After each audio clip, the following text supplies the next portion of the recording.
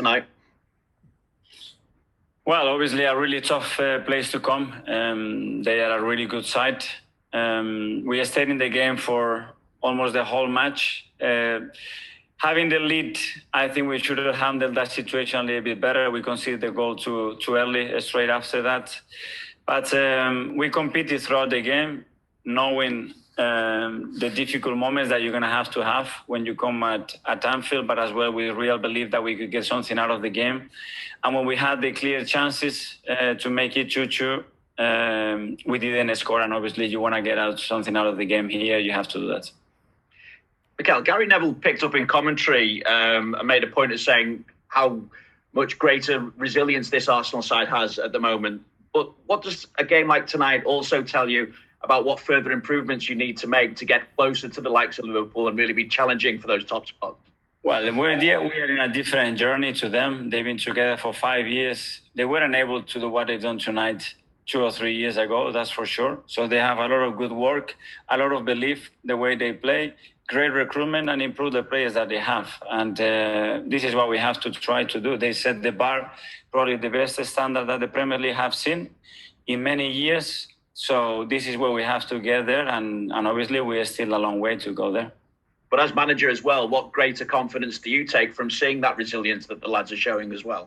Honestly, that's what I told them, that I applaud that with all the problems that we can have or issues or things in some processes throughout the game, mostly when we had the ball in difficult areas to pick the right pass, to make the right decision, to read much better the game moments. But still, the belief that the player had, even at halftime, I could see that they still believe that they could get something out of the game. We tried to put them under as much pressure as we could.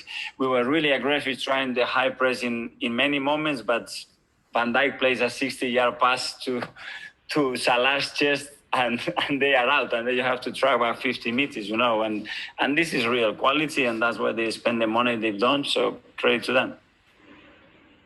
James, Football London. Hi, Mikel. Alex looked really distraught after he came off there. We saw him with his shirt covering his head. Have you spoken to him since full time? How's he feeling? So who, sorry? To Laka.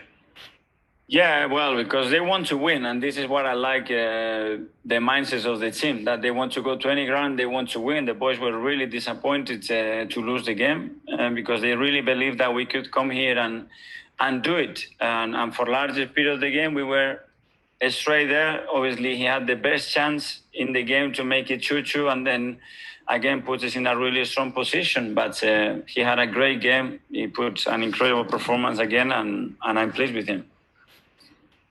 Obviously, it's only a week until the transfer window closes. There's been talk during the game from Lyon about Houssem Aouar. We know you've made a bid. Is there any news on Aouar? Is he a player you'd like to sign? We don't have any news on new players, and neither with players that they might leave the football club. Is a week to go. I think it's going to be really busy for all the clubs because not much business is being done. So let's see what happens. Do you think it's going to be really busy for you? I think it's going to be really busy for the Premier League. I don't know for us how it's going to happen.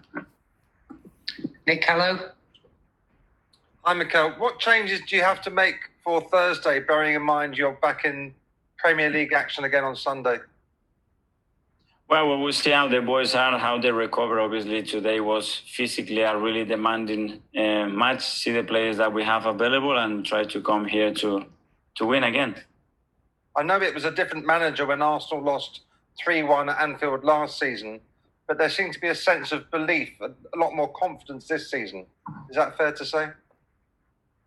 I don't know. I wasn't here at the time. What I can tell you is the belief that I sense from the players and the disappointment that they have today in the dressing room, but as well that they have, and I tell them they have to face the reality that any team when it comes here, is the hardest ground to come and do that. And you could see big teams, how they were knocked out here. So I'm pleased that we competed throughout the game, and still is a lot of things in our hands that we can do better, and we will do better. And that's going to help us so much in the process. So I want to see my players upset and angry when they lose again. Did you think you'd get an equaliser until Liverpool got their third? Do you think there was a goal coming? Yeah. I could see it coming, and I was having the sense that we were growing, and we were going to have the moments, the substitutions after as well. They helped, and but it didn't mean to be. Lars? Thanks. Hi, Mikel. As the game was going on, the Premier League released a statement about 10 new positive COVID-19 tests. And as obviously you had the virus to begin with, I was just wondering, with the trend we see with higher numbers of people getting the virus as well in the Prem, how could that impact the season? And as a manager, how could that impact your squad? Well, I think all the managers and all the clubs are really aware that this situation can come up, that you can pick positives. I think the Premier League and the clubs have done a really good work to create a really safe environment where we have managed the positive in really low numbers up to now. We have to keep doing that. We have to keep talking to players and staff to maintain the level of alert, because we can't ease off any of the rules that we have at the moment, and hopefully we can maintain it under control. Cheers, Mikel. Thanks, everyone. Thank you, guys. Thank you.